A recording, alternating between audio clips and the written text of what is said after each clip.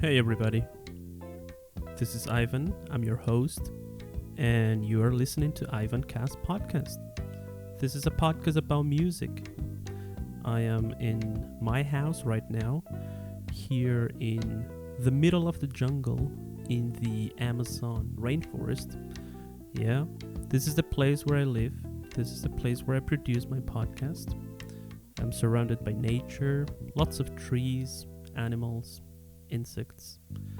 I haven't seen a snake yet, but I promise I'll post a video on my Instagram whenever that happens. I am very happy to introduce you to my guest this week, one of my favorite bands from California, Foxtails Brigade. Thank you for listening. Subscribe to this podcast anywhere you can listen to podcasts. Thank you for doing this. This is so amazing. You're welcome. Thanks for inviting us. You know how you convinced me is just by saying that you're in the Amazon. I just think that's pretty cool. Oh yeah, I know. Yeah, absolutely. I'm here. I live in the Amazon rainforest. I am in Ecuador, and this is just unbelievable. You know, the way we can connect these days, right? And I love your sound. I'm a big fan of your music. I mean, it doesn't sound like anything else out there. You. And it's it's like an adventure listening to your music. You know, I'm living in a very special place, the Amazon rainforest. So going out for a walk in the nature and then listening to your music, it's really inspiring, you know. It takes me some really nice places. Wow, thank you so much. That's really cool. I love the idea of somebody doing that. Well, I love the idea that you're in the Amazon, which is an adventure in and of itself, and then you're like, and your music takes me on an adventure. It's a double adventure. You're already on an adventure. Yeah. I'm actually curious, are you you're just deep in the jungle or what? Or well, is it...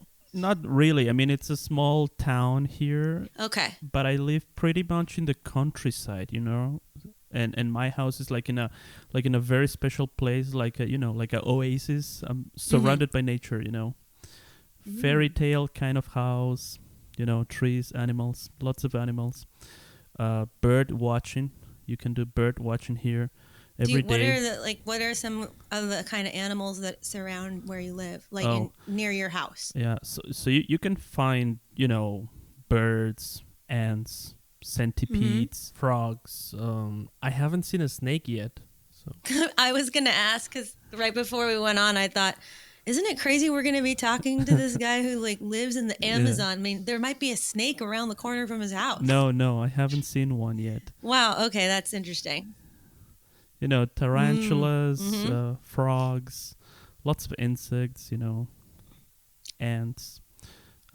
Yeah, it's beautiful, you know.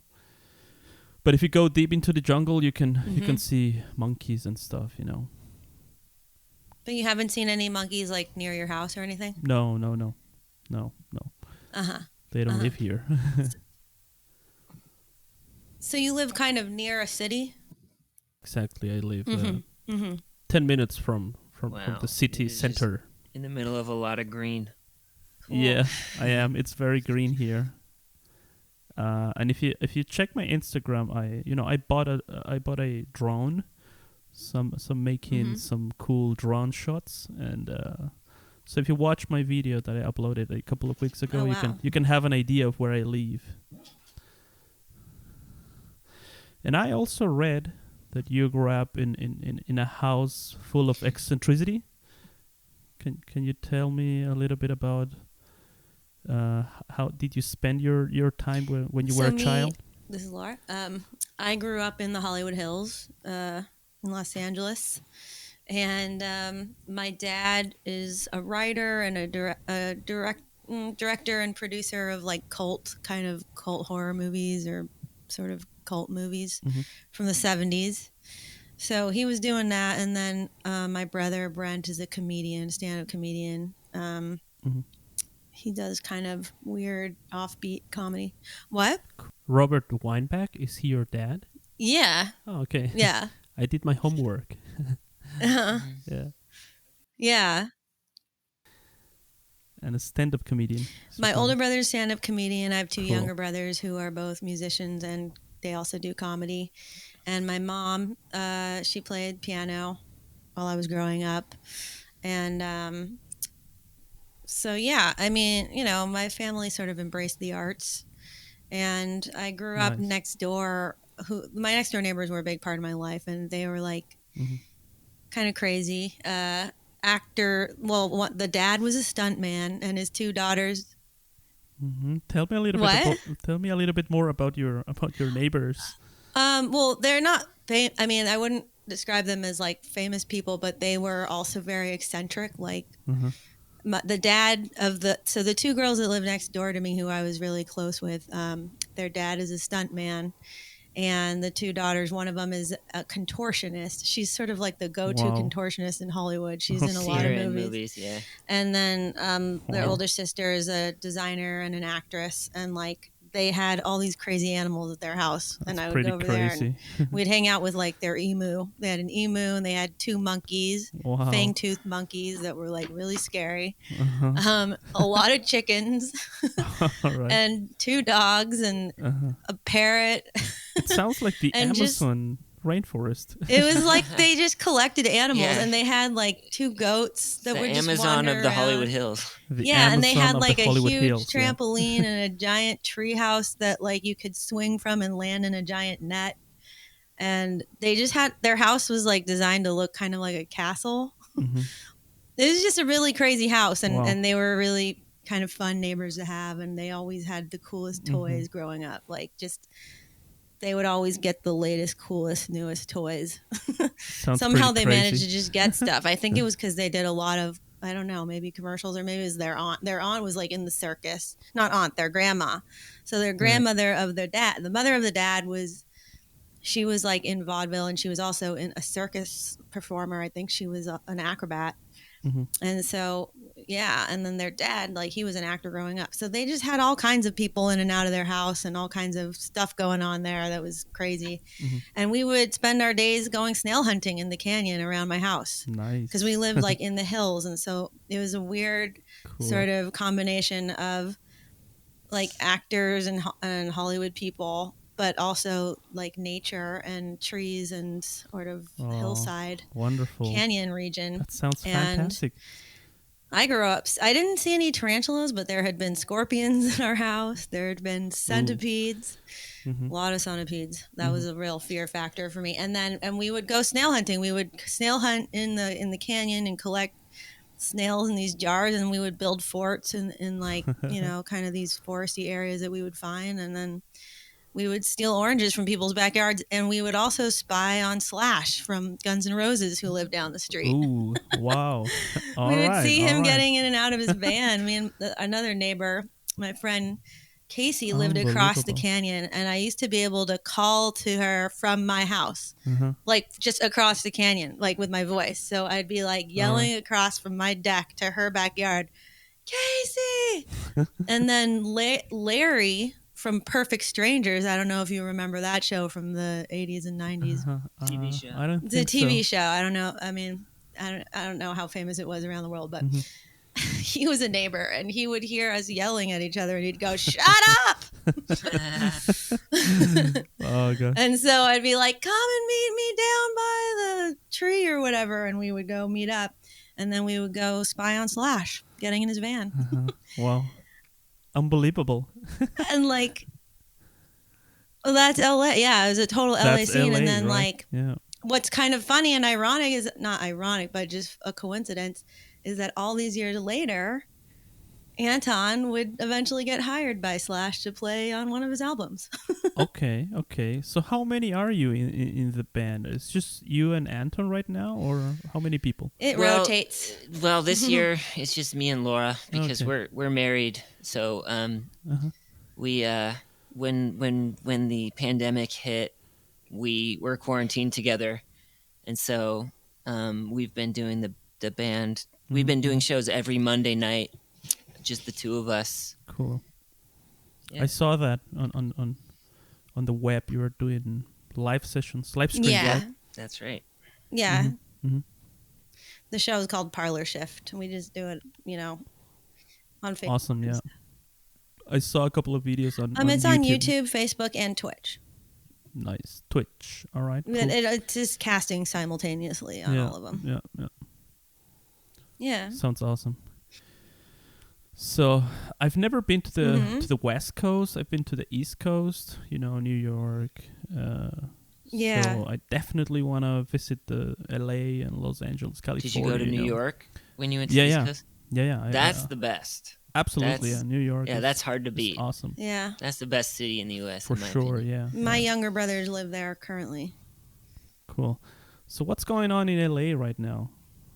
I've heard that people are leaving LA. Is that true? Comedians, for example. I've heard of a couple of comedians. I really don't know about all that. My brother, leaving LA? My older brother Brent, who's a comedian, he still lives in LA, and he had moved to the Bay Area for a long time because all three of my brothers went to college up here at UC Berkeley, so they were all living in the Bay Area when I first moved out here, and then they eventually, Brent, the comedian, moved back down to LA because all the comedians in the Bay Area seemed to be going to LA. Yeah, and there was just the whole crew of comedians that my brother sort of came up with.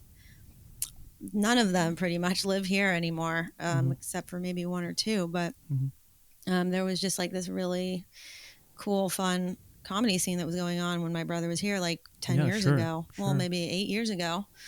And then they either moved to LA or New York. I don't know I know there's a lot of comedians still in LA. I don't know about a migration happening out of LA. It could be true. Yeah. Maybe taxes or traffic, people complaining about because of traffic. Yeah, traffic. Well, yeah, it's notorious for traffic. Yeah. But there's traffic everywhere. I don't know. I guess the traffic in LA is bad, but the thing was when I was growing up there and living there for the earlier part of my 20s,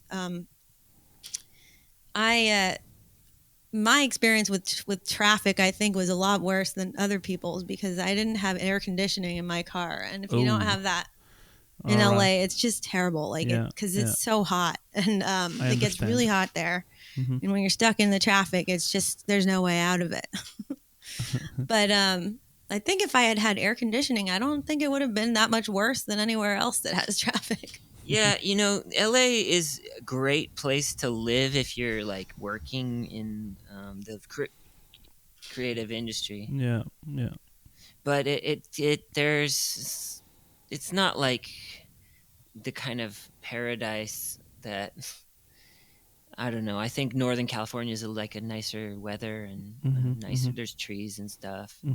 LA's more in the desert, so it's not as pretty. I definitely want to go to California. But there's a lot of traffic. There's a lot of things that are hard about living in LA. You kind of do need a car to be down there. That's the main thing. Sure. Maybe that's pretty much in the whole U.S., right? Oh, I was going to say maybe that's why you associate it. Maybe why people associate it with traffic is because there's not a lot of public transport. Yeah. But what were you going to say? So no, I was thinking, growing up in LA,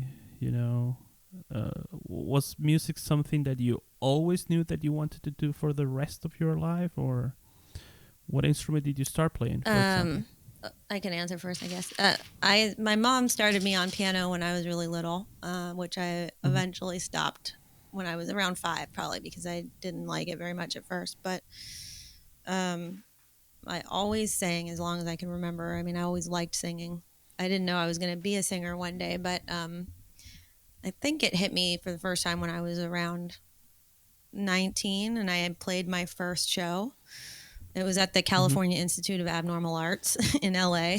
Abnormal which was Arts? like this really weird club in the Valley that had like a dead clown and a glass coffin in there and all these other weird things. But yeah, after that first show, I was hooked. I was like, this is what I want to do forever. Cool. But I started playing guitar when I was around 17. So I started pretty late in terms of like getting to know my instrument and stuff, but music was always part of my life. Anton? Oh, I have a crazy relationship with music because my parents are both professional musicians. Okay. And they got me lessons when I was 5, and piano lessons, and then I switched to violin when I was 8. But I didn't want to do be a professional musician for a long time. But then eventually I just couldn't help it, and my whole life happens. is music now. I write music I produce other artists, and I write music for film and TV stuff. Okay, all right. And it's great. It's super fun. I love it. So sounds awesome. So you play the violin, right? And piano. Violin was my second instrument.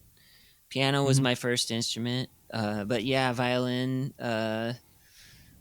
got me a lot of work for a long time. I was a professional violin player for a long time. The violin, cool. Were you actually good at school? I was. Yeah. Or were you often sent to the... I wasn't too good. I was pretty good in elementary school, okay in junior high, terrible in high school, and then I became really good in college. Okay. But I went through a lot of different phases. Yeah. Yeah, so it's amazing, all your stories growing up in LA. You might have gotten a lot of inspiration, what's kind of the vision behind your art? Can you explain the world, the universe of Foxtails Brigade? Where does your inspiration come from? It's been an evolutionary kind of process of inspiration, because Foxtails Brigade has been around now for a while. It started off as my solo project, and the name Foxtails Brigade comes from one of the first songs I wrote, which was called Foxtails Brigade. Okay. It's not really available anywhere except on a 7-inch record that we still have copies of, but it won't be around after that sells out. But yeah, that came from a poem I wrote when I was around 17. And that was largely inspired by this band that I was really obsessed with called Fawn Fables. And they were just really aligned with the stuff that I was into at that time, which was very much about kind of loss of innocence and dark fairy tales and just the world of fairy tales and magic and things like that, and kind of the underlying themes that go along with that. And for a really long time, I think that was where a lot of my inspiration came from for writing the songs. You were into that? And sort of the mystery that lies beyond the veil, so to speak. And I still get inspiration from a lot of that sort of stuff, but I think it's definitely changed over the years into a lot more sort of disappointment and general defeatism, or feelings of being defeated has been a large part of the inspiration behind a lot of the songs that have come out in the more recent albums and stuff. Becoming adults. So, but it's always changing. I mean, it's just whenever inspiration strikes, I just try to take it when it comes, and I also try to manifest it on my own. But I don't know, lately I've had some ideas about writing songs about vampires. I have a bunch. I was thinking about doing a collection of songs that were just based on vampire lore and vampire lifestyles. Yeah. What? Yeah. Vampires. Yeah. Nice. Cool. I like that.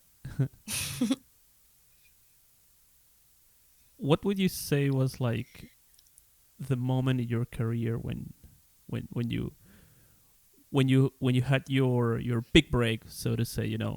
There is always a moment. Yeah, we haven't had that moment yet.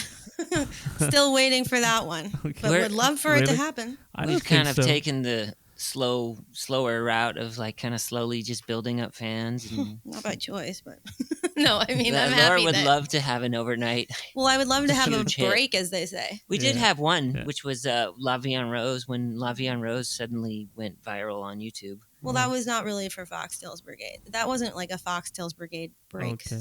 Yeah, so that was a jazz song, but we have a different project. It did get us a lot more followers. Okay, cool. Yeah, we have a side project called Laura and Anton, which is like a French cafe and jazz sort of sounding thing. Okay, cool. And there is something I really love about your music, and it's actually the sound, the production. So I read that Jeff Salzman was the producer of one of your albums. Is he the producer of all your music? Oh no, he just produced one album, which is the self-titled 2016 Foxtails Brigade album. All the new stuff we just do at home. Yeah, Anton produced all that. Anton, you are the producer. Okay. Like the newest songs. Awesome. Give Me a Sign and Hurry Up John, which you were playing earlier. I produce other artists. We do that too. from home. Nice. I am a producer, so Yeah. You are a producer. Yeah. Professional producer. Awesome. Did you learn that by yourself? Did you go to college? YouTube University. Just YouTube YouTube. University. Just YouTube. All right, And a cool. year I'm also learning a lot on YouTube right now. Cool. Yeah, I have a MIDI keyboard, my Nice. drone, and my laptop. Cool. And you must have a microphone since we're talking to you. Yeah, and a microphone. I'm making music. I'm a bassist, you know. I played bass guitar when I was in Germany. I lived in Germany for a long time. What part? In Bielefeld, was a small city. I also lived in Hamburg for a while and spent a couple of months in Berlin. Nice. Cool. And I don't know. I think I've got Germanized in a way, you know. So when you live in Germany, it's very cold in winter. So you kind of want to live in a tropical country, you know. That's why when I came back to Ecuador, I decided no, I don't want to live in a big city, you know. I want to live in the rainforest, you know. And I came here, and that was 5 years ago. Awesome. I've never left here. That's the reason why I ended up here. You know? Nice. Well, I gotta tell you that all the gear that you said you have, you got everything you need. You can make awesome recordings from that stuff. You don't need anything else. Yeah, a laptop, computer, a microphone. I guess. I assume you must have a computer. Yeah. Computer, microphone, Yep. MIDI keyboard. So you're good. You're all set. And my drone. Yeah, I'm all set now. Yeah, nice. For the videos, you gotta be able to make videos these days. It's not just music. We gotta make videos, absolutely. Yeah, with a lot of filters, you know, crazy filters. All right.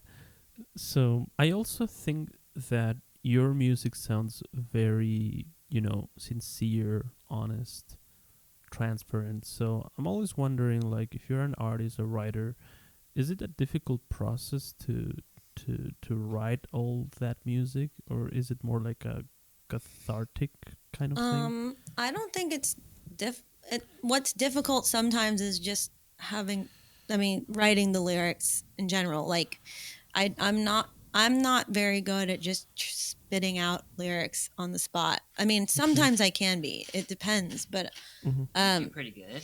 But I feel like my favorite songs or the ones that I feel like are really speaking to something that has, for me, meant the most, I guess, are the ones that I probably had to meditate on and think about for a really long time. But in terms of being able to just be honest, I think that music is the easiest way to do that because it's a medium that I feel comfortable in expressing myself versus like trying to put things into just prose or words, you know, when I'm speaking. Yeah.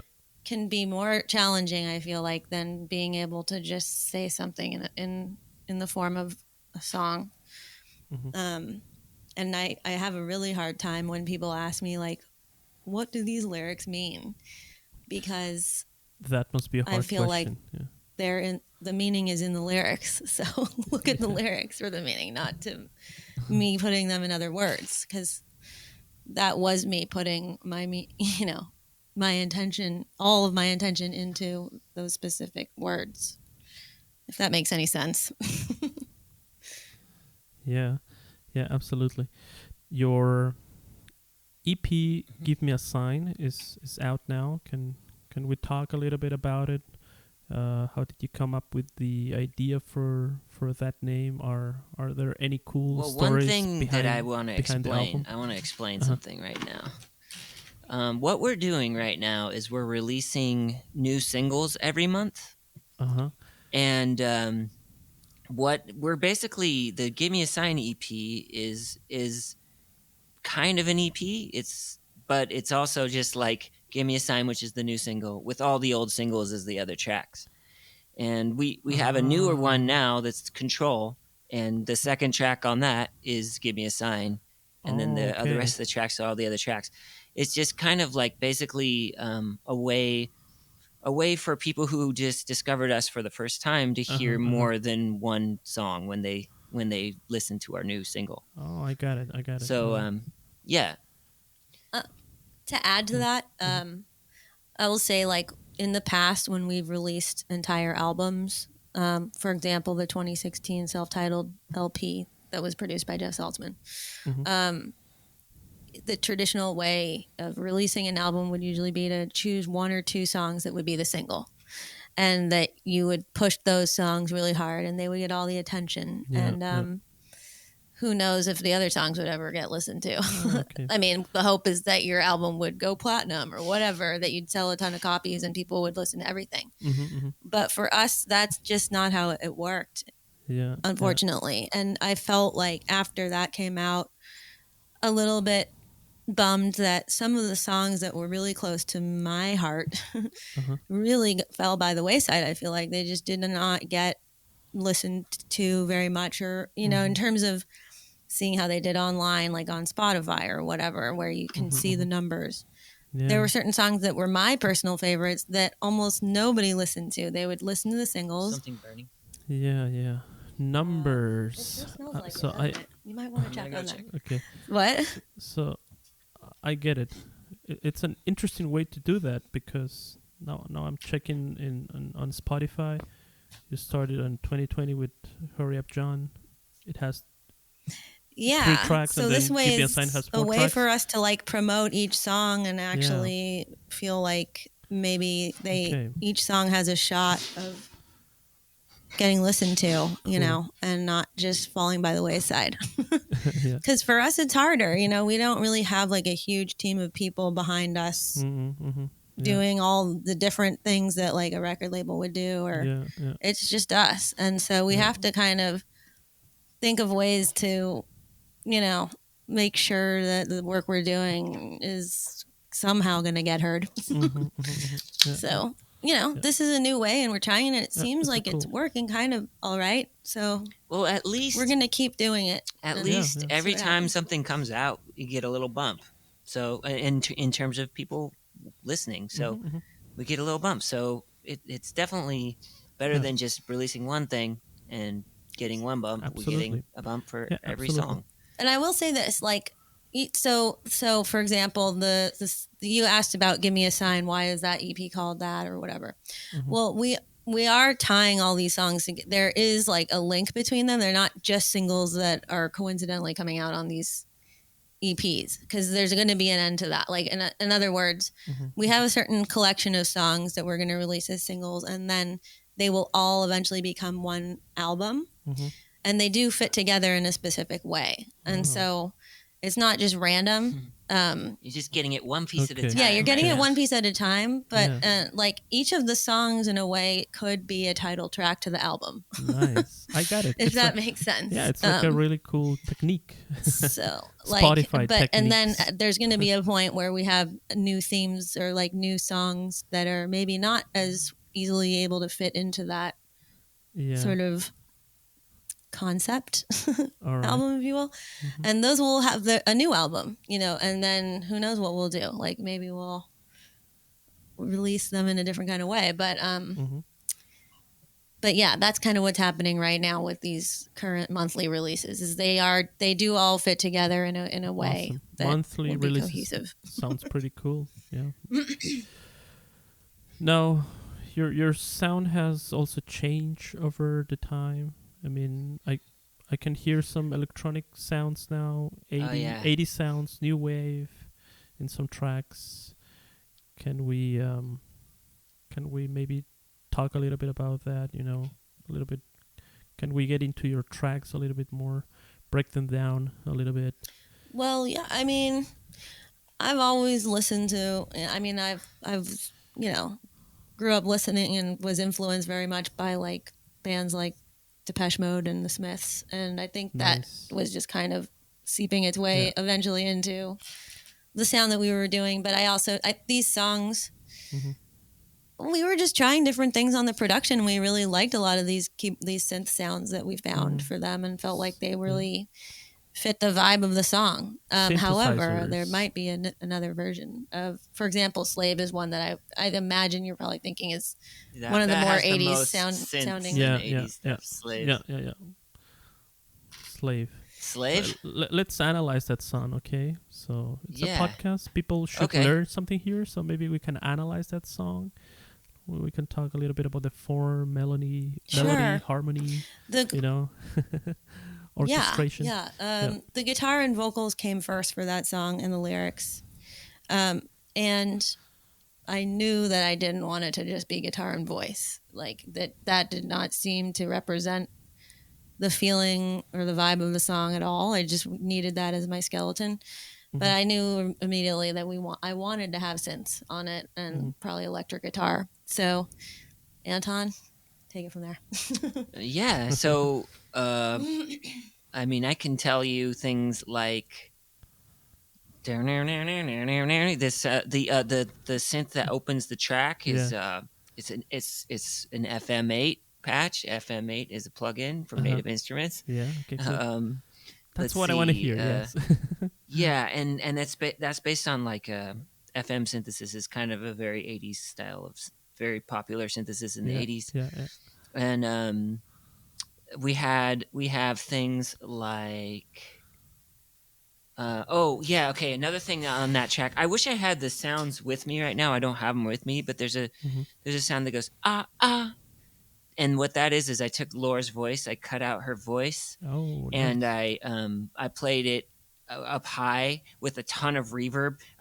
I mapped it to a keyboard. My voice. I sampled a piece of her voice. I mapped it to a keyboard and played it as an instrument up high, dun, dun, and I used it on and one. So as a pickup to the verse. Yeah, as a pickup and a downbeat, and it basically functions as a crash cymbal. Cool. Like a transition. Anytime where like a lot of times when you have a crash cymbal, you put that at the beginning of the verse or at the beginning of a new section. I was trying to not have to have crashes, so I tried doing it with just this vocal sample and a ton of reverb on her voice. Cool. That sounds really cool. Yeah, a ton of reverb on it. Yeah. So that's one of the more fun sounds. But the nylon, I play nylon guitar, and that's you'll find that in every song. Laura, you have it right there. You want to play? Just show us what it sounds like. Sure. So the main riff that I started with on that song was nylon guitar. Cool. Yes, I can play it for you. I don't know if you can hear this. Can you hear that? Yeah. Okay. So.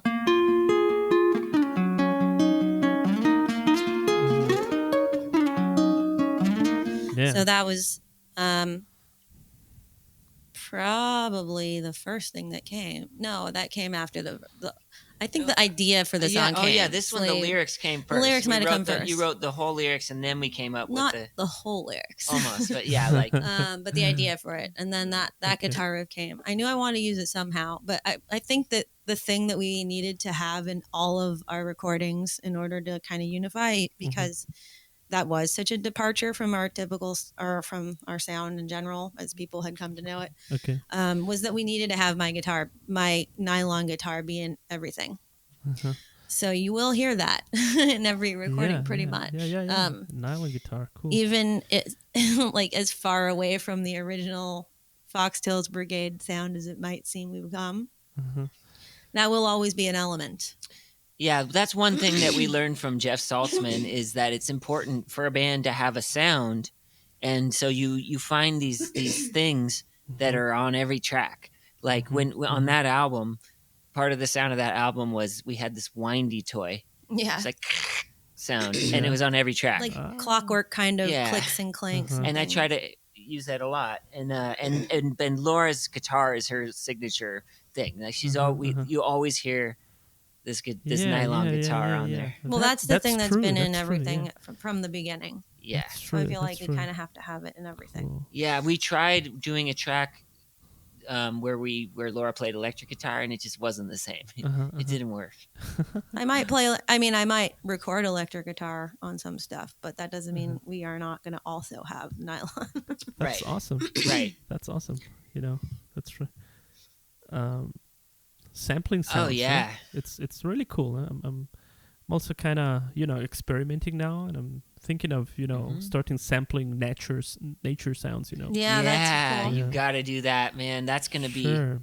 Yeah, I just gotta go outside, man. Oh man. and Yeah. and I can hear a lot of I have a nature friend sounds who here. he does a lot of sound design and like recording, like field recording stuff.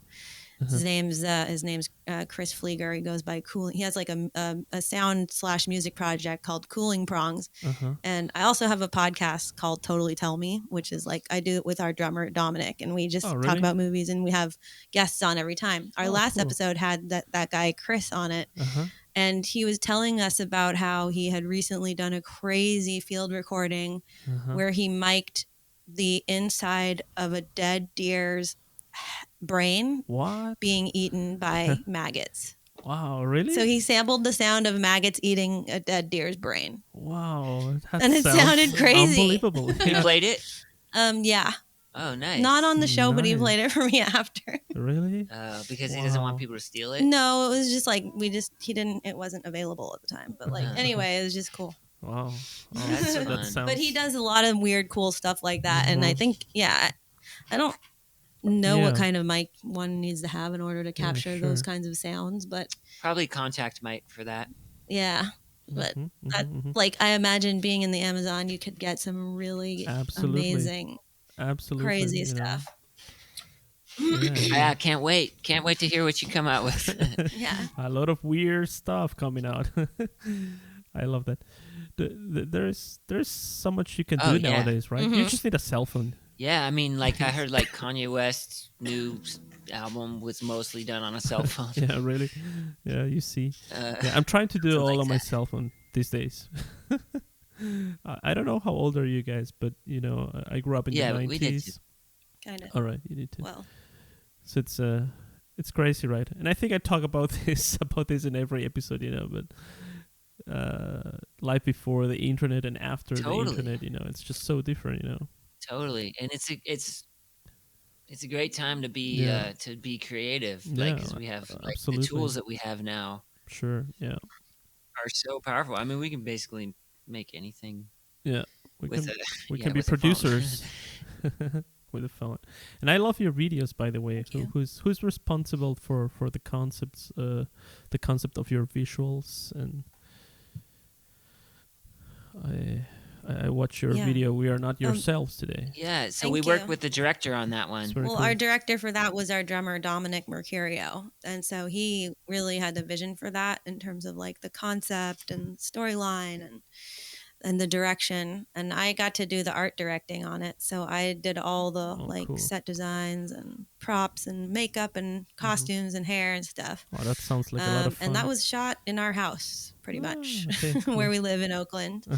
But yeah, we had a really great team of people on board for that video.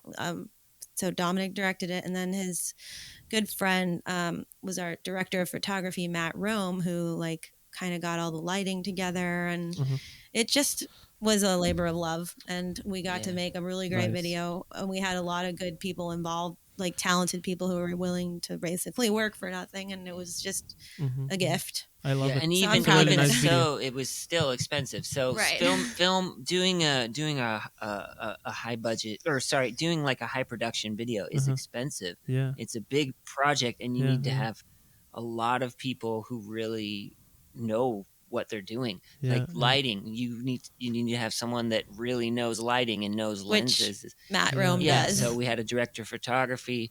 So there was a big group of professional filmmakers that but even though they were mostly like basically working for nothing, it still cost. I mean, it was, well, compared to some videos, it was very little. We spent like what, $5,000 on it total. But that's completely just from now. That's 5, like we can't afford to do that really ever again. So well, eventually, I mean, unless we hit it big. But so yeah, but I think that we were talking about how music, you can kind of do anything with the cell phone, and I think film, there's still a lot. It's still hard to get great stuff. If you need to have you probably need some lights, or I don't know. Sure. You can Yeah, do a sure. lot with Absolutely, for yeah. free. Yeah.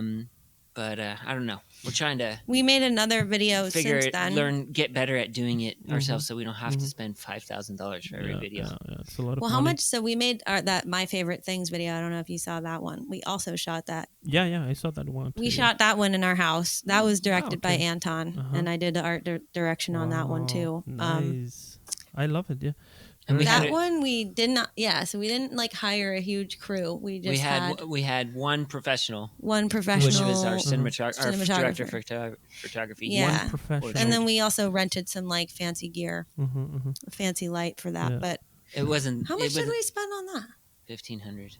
$1,500 on that one. Pretty good. All right, cool. Pretty good. Yeah, pretty good. So like, you see, it's unbelievable. but it was huh? funny because Anton like wanted to do this video idea, thinking like, okay, if we can make this video and make it seem like we're in just one room and it's one continuous shot, where it looks like the camera is just panning in a circular motion around the room, then it will be way easier than if we like have cuts and cheaper, thinking that would just be a way to do a cheap video. And that was actually the one thing that made the video really hard and expensive. No, not expensive. Well, not expensive, but difficult because we had to do like a lot of special effects and stuff to make it look like that. So I had to learn After Effects. Yeah, After Effects. Which was kind of hard to learn. Yeah. I mean, not that hard though. I'm kind of learning that too. I don't know, of all the things, a lot of video I editing. learned a lot of stuff this year. Yeah. And that was, last year. Yeah. And that was not the hardest thing I learned, but it definitely took me a couple months to get it down. Sure. Yeah. The pandemic. But as far as like art direction and stuff goes, a lot of times I'll just I'll go crazy like at the store. I'll go to like a really cool store like World Market or something, and I'll spend like $1,000 on just stuff that looks cool and that I think I can use. I'll have a color concept or something like that, and I'll just get stuff that's aligned with the colors, and I just buy whatever I want, and then I'll shoot the video, and then I return it, all of it. Nice. So I don't actually have to spend money on props. Yeah. Even though I do own a lot of cool stuff, but that is a way to do it. Don't tell World Market. I think there's so that's a trick to lower your budget. Buy and return. Yeah, sure. Listen, this it was really nice talking to you. This has been a great experience. Thank you. Yeah, totally. Thank you so much for fun. having us. It was a pleasure talking to you. Yeah, it was a pleasure. My pleasure. I think you definitely deserve way more attention and popularity. Is that what you want? Oh, I'll take it. Yeah, I'll take that. Yeah. we want to share our music with the whole world if we can. Yeah. Well, at least you're gonna get some listeners in South America. I have some audience here in Ecuador, Argentina. Are you? Yeah. Yep. You're on Foxtails Instagram. Brigade. Foxtails Brigade on Instagram. Yep. We're on Instagram, on Facebook, YouTube. We have a website, foxtailsbrigade.com. Nice. Cool. And that has links to everything else. Yeah, and if you're interested in checking us out, go to the website, sign up for the mailing list. We send out lots of like free things, free songs, free videos, and a lot of stuff that's not available anywhere else. So get on the mailing list. All right. Everybody go and check it I out. hope so. That would be so cool to get to come down there someday. Yeah, sure. I have some listeners in Argentina and Ecuador. They have great music in Argentina. I've had some good guests from Argentina here on the podcast. Can I ask how you found out about us? I'm just curious. I found about you on Bandcamp. Yeah. Bandcamp is a good source for cool, fresh music. I love the reviews, and Bandcamp is pretty cool. Yeah? We love it. They are based in our city, Oakland. Oh, are they? Really cool. Nice. See yourself in the future, like 5 years from now. It's so hard to say. There's just in the future. telling. Like 5 years ago, I thought I would be at a certain place in time, not time, but thought I would be, in a different position than I'm in now, and who knows what 5 years from now will hold. Yeah. It's just hard to say. Yeah, sure. would like to be touring. I would like to be touring more, though. I can say that. I love touring. I love playing shows. That's like the thing that I enjoy. Yeah, playing arenas in Argentina, being maybe. Yeah, and in Ecuador. In Ecuador. Yeah, in Ecuador. Yeah. Have you ever been to any Latin American countries? Mexico. I've been to Mexico. I've been to Costa Rica, which was really cool. I would like to go to Cuba. I would love to go to South America. I mean, I think that would be a really amazing experience. Yeah, for sure. Yeah, but I have not been to South America. Just same. Yeah, me neither. Oh, is that what you were asking? Oh yeah, we've been to Europe. We've been to Europe all a lot. around Europe. Europe, okay. Yeah. We also went to Indonesia, and Laura went to China. I've been to China. To Japan. Oh, okay. All over the world. Did you play there? We played all these places. Yeah. Oh, cool. China and Japan. Okay. No, I played never. in Japan with.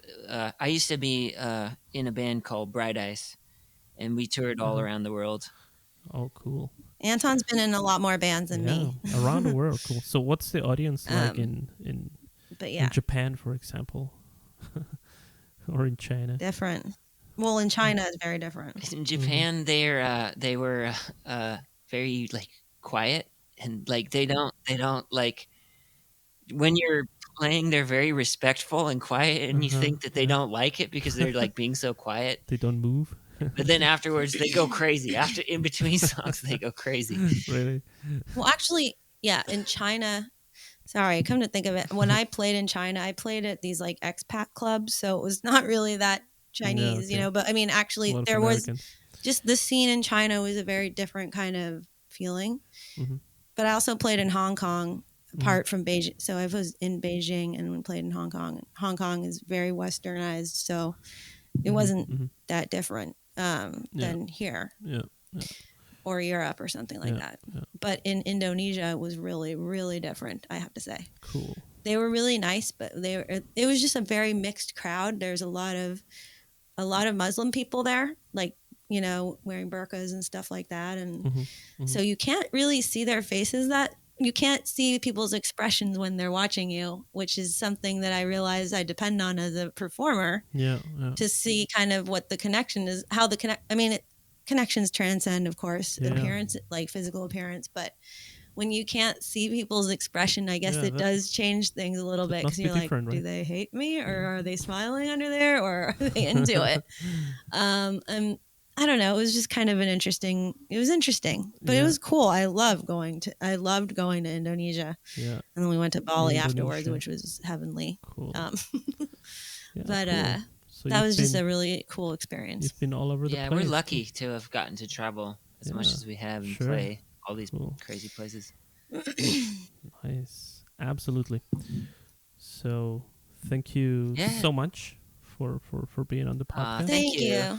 It was a pleasure. I really like your music, and I don't know, do you want to play something? We totally could. Yeah. Sure. That will be awesome. I don't know if the sound's going to be perfect, but... Yeah. Oh, okay. What do you want to play? Something we practiced? Yeah. Sure. How about... Well, why don't you just Give Me a Sign, actually. Oh, yeah. Okay. What song we are you going to play? We could do one of our newer singles, which is Give Me a Sign. Give Me a Sign. All right. Okay. Okay. Hold on. What's that? So let's call it a day. Thank you so much for being on the show, and let's listen to Give Me a Sign. Sure. Thank you. Here, live on Ivancast podcast. Thank you so much.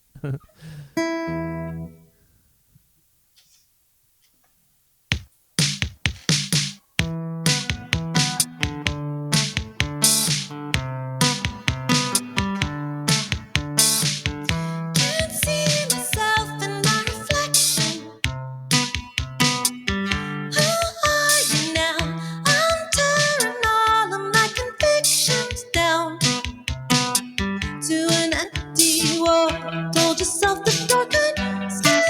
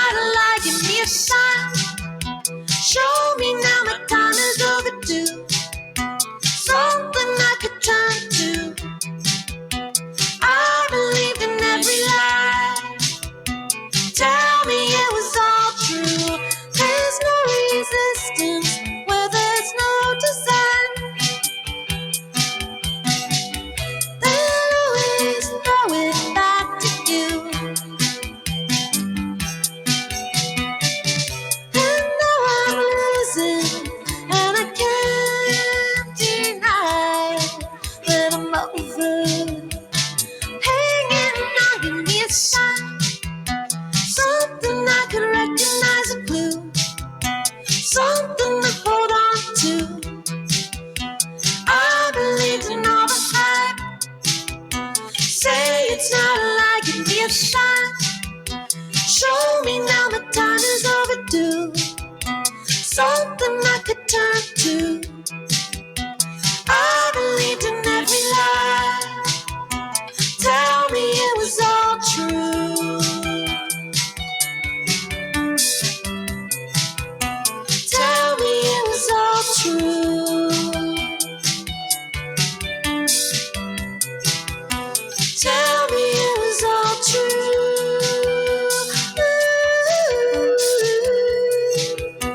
Tell me it was all true.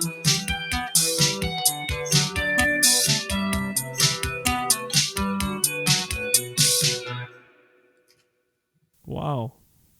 That was amazing. Thank you. Sure, thank you. Thank you. Thank you. Have a great night. Yeah, you too. When is this gonna go up? Can I ask? April 16th or April 17th. So I will let you know. And Saturday is like Friday or Saturday. I usually upload my episodes. Great. Cool. We'll try to post it. Yeah, cool. Sure, for sure. Yeah, cool. Cut Chemis was last week on the show, you know? Wow. Yeah. Nice. It was unbelievable. I am a big hip-hop fan, so having him on the show was an amazing experience. Kaleta, too, you know, from Nigeria. Man. Yeah, Kaleta, Yeah, you're doing great. Yeah, That's awesome. Thank you. He played with Fela Kuti, you know, in the 80s. Oh, nice. So, yeah, I'm really into Afrobeat, so it was... Oh, yeah, man. Fela Kuti is one of my favorites. I'm also checking my YouTube right now. Jack Conti, he posted... He's a friend of ours. Right? Really? Wow, cool. I'm a big fan of Jack Conti. He's a great artist, right? Wow, cool. Yeah, he's a friend of ours. He's a great musician himself. I will say that they did help us quite a bit when they posted that video. He's the owner of Patreon, right? I'm on Patreon also. Nice. Patreon.